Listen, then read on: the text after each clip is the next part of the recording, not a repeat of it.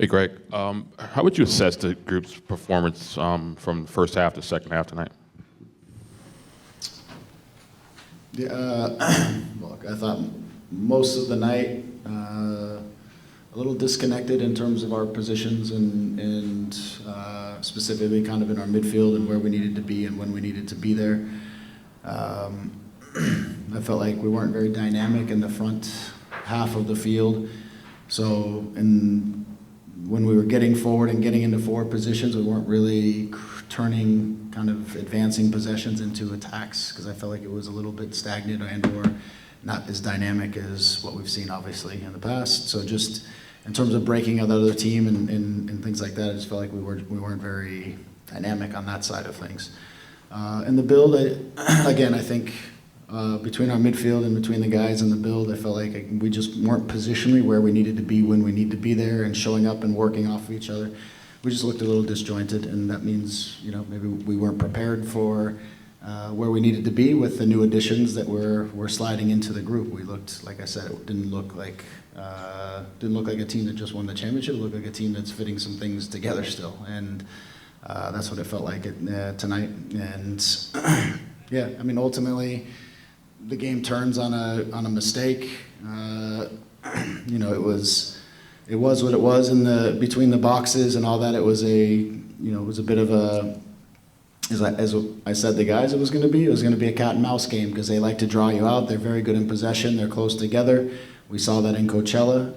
So organizing the recovery of the ball isn't always so easy because they are in good spots and they move the ball pretty quickly. So there wasn't a ton in it until, you know, we made the error. We go down 1-0 and then things start to open up and change a little bit as we start to push forward. Things like that start to happen. So I thought towards the end, when we had some urgency in our game, we started to get a little more dynamic. We started to move a little bit more, break lines with our runs, get to the end line. We see some good balls cut back. We started to see, again, some more things that look like real opportunities, I think, in the latter part of the game.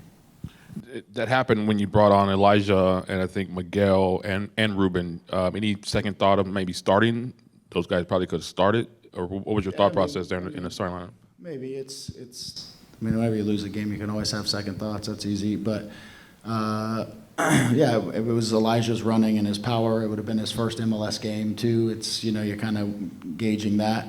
With Lucas, a little more, maybe a touch more experienced, but also I think when he came in, it's a whole new setting and surroundings and things like that for him to get used to. So just with Elijah, we thought Elijah coming in, he would bring some power to the game and some running. And with Miguel is certainly more of a runner, and Christian's more of a link-up player, and Miguel's more of a runner. And as I said, I felt like we needed a little bit something more dynamic and that was going to stretch and go behind and try to force their back line into more decisions than we were giving them in the early part of the game. So those guys came on. I think Ruben came on and he was good in good spots and he knows what we're trying to do. At that time, I just think also for Marco, he hadn't gone past 45 minutes in preseason. We also had to be mindful of how long we're trying to push him in the grand scheme of things. It's still the first game, so. Hey, Greg. Obviously, before the game, your team was out there for to see the trophy come back, the fireworks go off, the banner, and a lot of guys have been talking about there's a target on your back this year that winning the first time is not. It's much more difficult to win the second time, and I'm wondering if this is, I don't want to say a wake-up call, but if this sort of reinforces that people are not going to lie down for you guys, that you have to prove everything all over again. Yeah, I believe that's true. I also believe at the Galaxy, you're always going to probably get everybody's best shot. Everybody likes to beat the Galaxy, and you know, because of the club that it is, that's something you deal with all the time. I think being champion for sure. I think part of it is we had some significant changes over the course of the off-season that we've got to settle our group in and really figure out exactly how this group is going to be successful at the moment without Gabe, without the guys that we have, which is something we need to adapt to, starting with me and the guys as well, and integrate guys in. Because again, I think it looked a little disjointed and it didn't look like we were ready for what the situation was. And so yeah, we've got to continue to build and prepare and get better with each training session each day and be more ready for the next one than we were tonight. Each guy understanding their positions and the roles a little bit clearer than we were. So, but back to your point, yeah, I think being champion is very difficult to go back-to-back in this league, and teams are going to give you their best, especially a new franchise that's down the street that's been preparing for this moment for years now, and they certainly came out with the right energy and emotion and had a good game. Good credit to them. They've done a lot of good work in a short period of time. Greg, on the first goal with Amiro and Novak, what would you like to see happen there? Is that more of a mistake on Novak's part, or are you looking at Amiro there who slips? Do you not want that ball played in the air where it's at?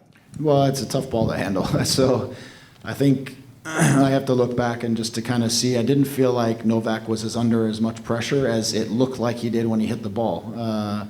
So for Novak to maybe be a little bit calmer, to deliver a pass that's a little more friendly. At the point that it arrived at Amiro, I think it was almost more self-defense than it was, trying to actually do something with it. He was just trying to bring it down. The whole thing just felt a little bit rushed, and it didn't really need to be. And we saw that at times, I felt like, through the course of the game, where there were a lot of what I'd call for our group uncharacteristically sort of unforced errors through the course of the game. Choices that just didn't sometimes make sense to me, where we're hitting long balls when we have easy solutions. That's why I say it looked a little bit, not settled. And that's something that, again, we have to keep taking steps forward there. And then last year, you guys had this unbeaten streak at Dignity Health Sports Park, and that's gone in the first game. What I said in the locker room, Yeah. How does the team feel about that? Is that something that you can do anything about? Do you build off that? Do you use that as a rallying cry?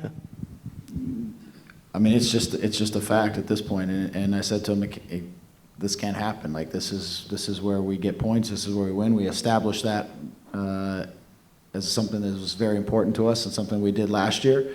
But we don't lose at home. And so is it a rallying cry? It's a wake-up call, I guess, as all of them are. But it's just, we've got to be more prepared and we've got to be better, especially at home. But we've got to be better and we've got to build ourselves into the season. So, as I said, the integration of our group and the understanding of playing at home versus playing on the road, all those things need to be tightened up.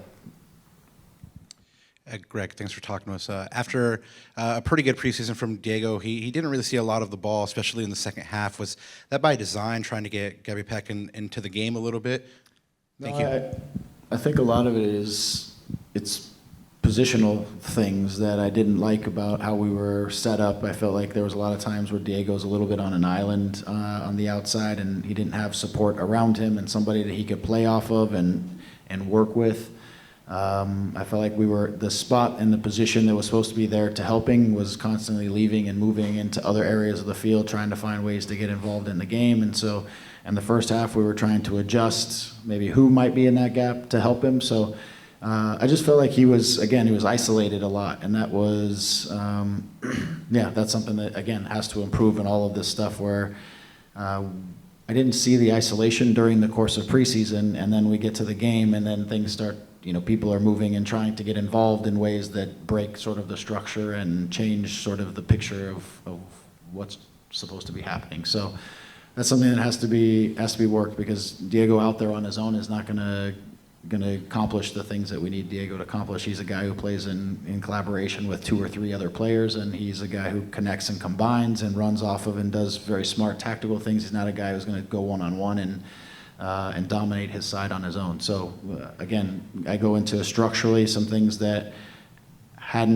we hadn't seen in preseason. I felt like we saw some of those things tonight, and those are things that have to be cleaned up. Hey, Greg, at the start, you mentioned a little bit of the lack of dynamism. I just wanted to ask you just your levels of confidence that, this is maybe some growing pains into the season, just your confidence you guys can improve on that as the season goes on, and, are you scared that this might be the new normal for the team? I'm not scared.